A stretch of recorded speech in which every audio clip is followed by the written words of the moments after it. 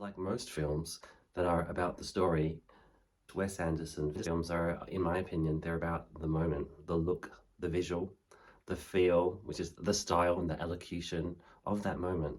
And that really is a different approach to what you can do with a film, with those 2 hours of someone's attention and that screen in the cinema or the theatre. Or that screen at home on the DVD. Or the streaming service. What could a film be?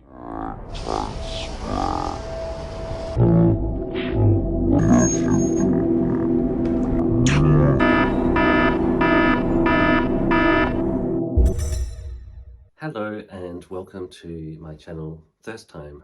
On this episode, I'll be reviewing the latest Wes Anderson film, Asteroid City. I really feel that Wes Anderson is doing things differently. He really is a treat.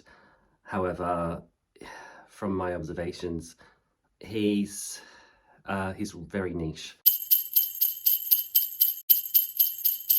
I was in London, it was in 2014, and they call it Underground there, was full of Budapest Hotel posters, you know, set in some imaginary, like imagining Transylvania or somewhere that's haunted and remote, yet historical and warm.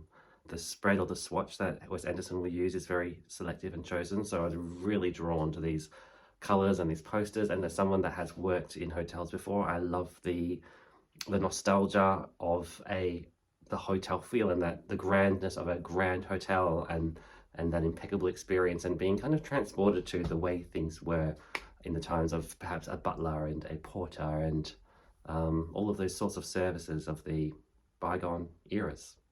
So I was really drawn to that, and of course there was a lot of star-studded actors and actresses, and ones that I really will follow. Adrian Brody is one, but usually a range of actors that you know are going to be in pretty good films. Scarlett Johansson, Tilda Swinton. There's starting to be a typical cast of chosen actors to be in his films. The Grand Budapest Hotel, or the Budapest Hotel, put Wes Anderson on the map for me. Flash forward, was 2021, and here I see a lovely kind of retro film come out that was Paris Dispatch. And I kind of immediately recognized the selected swatch of colors, the playful imaginary settings that were really indulgent in feeling and mood, with a real dedication to creating an ambience that real life just doesn't have, and most filmmakers don't go to that effort.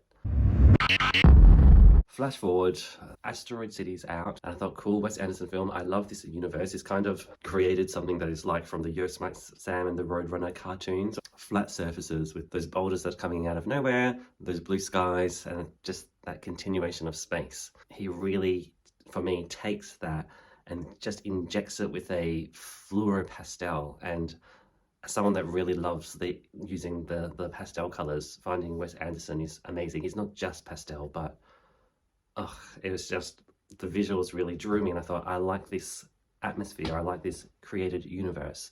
I knew what to expect now. I kind of know Wes Anderson is about, as I said, the moment and not the story, and then I was able to kind of get bits of what the elements of the story were about, but really enjoy classic lines, quirky moments, and understand the social commentary that was in there and the deeper questions. The visuals were amazing. I adored the period that he chose, the color of the 1950s. There was lots of kind of what was trying to be blue and reds, kind of like patriotic American flags, but it was sky blue. I call it frozen tomato. It's meant to be a bright red, but it's kind of had a lot of white added into it to kind of dull it down. With the color of the soil was almost a pastel. And then just the evocation of that period of science and progress and space exploration. And I've always found this, that people I've interacted with that were born in the 30s, they just seem to have characters, a way to be and a way to say things, and just the sophistication of it all. And I don't know, I just like their personality. I feel they have charm. I don't find that in the baby boomer generation enough. Scarlett Johansson, fantastic in this role. I feel like there's these big actresses that have done a lot of like the big blockbustery films. There's a certain role that they take and they can do that, they nail it, and I think, yeah, you're great. I do like you in this. Another example of me feeling that way was Nicole Kidman in the Lars von Trier film Dogville. She's done a lot of films. I haven't seen the half of them, but when I saw her as the damsel in distress in Dogville, I just thought, this is amazing. You fucking excel in this persona. There was a brief moment with Margot Robbie. I did not recognize her. The person with me did. She completely transformed her look. She is incredible in terms of her facial structure. Yeah, Margot Robbie was fantastic to look at for that brief moment. I was really excited that Jake Ryan was in this show because I really love Nassim Pedrat's comedy series, which is Chad, and I really fell in love with the gorgeousness of Chad's best friend, who is played by Jake Ryan. He's such a lovely gentleman and cute because he's kind of a nerd. And I also thought Rupert Friend, I just thought he was really attractive and really good looking. So he plays a very charming middle American man that's like this lovely gentleman cowboy person, and that's the kind of character that you want to find in this place, in this time. It was lovely. I was quite charmed to find a gay scene, and I thought, that's cool. I am loving the way that Wes Anderson is evolving, but I really feel like he's someone that I am going to be following, to my pleasant surprise, along with my long-term most favorite male actor, Ralph Fiennes.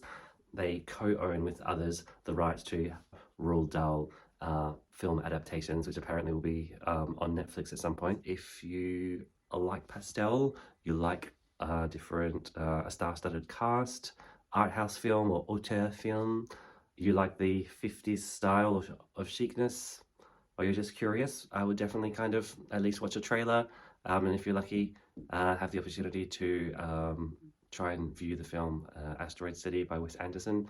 If I was to give it a star, I'd give it 4 stars, 4.5 stars. I'd give it 4.5 out of 5 for being really careful with the visuals. Yeah, there we are. Thanks for watching. Stay tuned for the next video. I'll speak to you then.